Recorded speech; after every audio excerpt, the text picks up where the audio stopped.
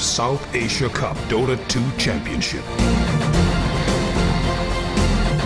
Bangladesh, India, Maldives, Nepal, Pakistan, Sri Lanka, $1,500 prize pool.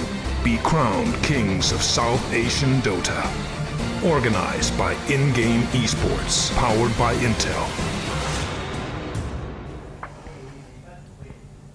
Hello and welcome everyone again to In-Game Esports South Asia Cup Online, powered by Intel. I'm Nightblade and with me is Azman Dakro.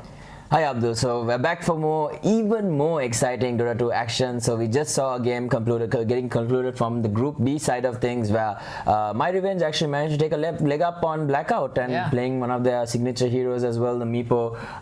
Didn't really capitalize on the opportunity, and we saw some really nice rotations coming in from the Mirana and a very farmed Alchemist. Yeah, that was pretty sick to watch. I thought Blackout had the upper hand, to be honest, at the start of the game, but as soon as they picked the Meepo, because they picked in so many counters, I didn't really like it.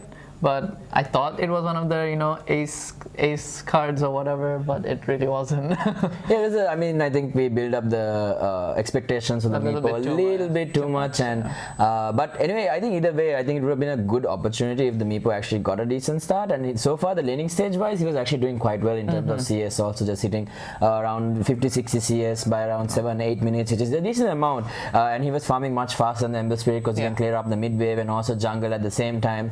But then the Mirana's timing was so good, and then managing to even land, the most important thing being landing the arrow. So I think you mentioned you don't really like Mirana. For you it's a hit or miss, because most of the time the effectiveness of the hero is based on a skill shot, and that is not usually what you want unless you have proper setup for it. And Ember Spirit didn't really have any levels that's in Searing Chain at that moment. Only once the Mirana actually committed and managed to land one of those arrows did he actually put a point in Searing Chains. But I think it was a really heads up play from the Ember Spirit to actually pick up the extra levels in Flame Guard. And but with that, so with this we actually see the point standing for Group A. We currently have Global Esports playing their final game here. So they've already won both of their games, so they're pretty much ensured to go on into the next round. Recreational Hazard have played 2 games. They've won 1, lost 1. So has 3 cheers for Sweet Revenge.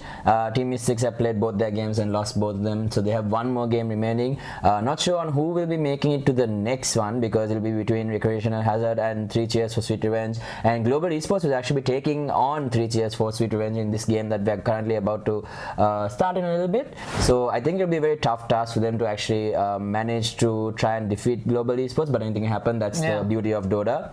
So with that, we have the Group B standing, which is Portal Esports currently sitting at the top with 2 played 2-1. Umamba Esports have played 2. They've won 1 themselves. So I believe they have only lost to Blackout Gaming. So Umamba at the moment, they still have 1 more game to play, but they had played against Portal Esports. So it'll be very interesting to see whether it'll be Blackout Gaming or Umamba Esports moving on into the next round, because Portal Esports have secured their position moving on into the playoffs. Yeah, and I think the teams that are going to the playoffs really deserve it. They're playing really good Dota, especially Portal and Global Esports. I think they're playing top Dota.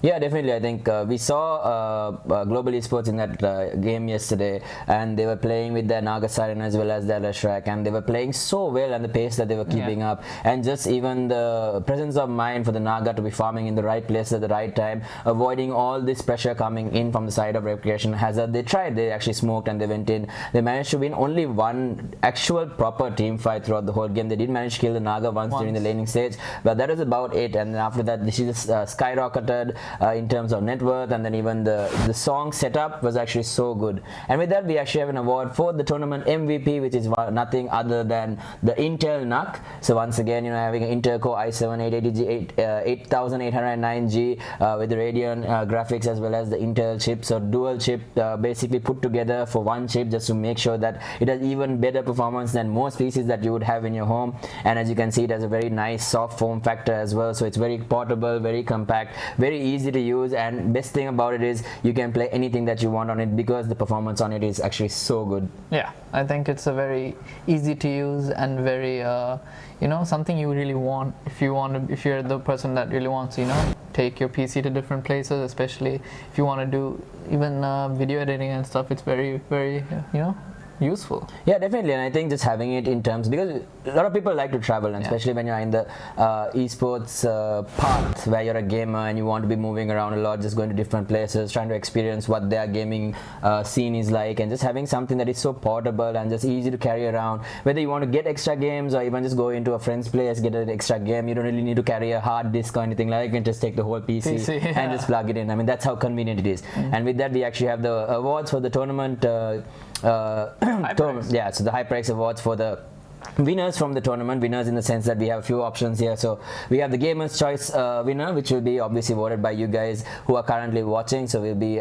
basically that'll be a list of players, and the player with the most number of votes will be winning the Gamer's Choice award with this HyperX Cloud 2, which is a very amazing headset. So the best support player, the best carry player, and the Unkillable award. And once again, even the tournament MVP player actually gets a headset as well. So that's a 2-in-1 deal if you do manage to get into the MVP. So that's actually amazing, because we've actually tested out the NUC, and it's actually quite smooth and quite amazing. I really like it. So yeah, even and let's not forget even the amazing skull that actually lights up. And I think I believe we can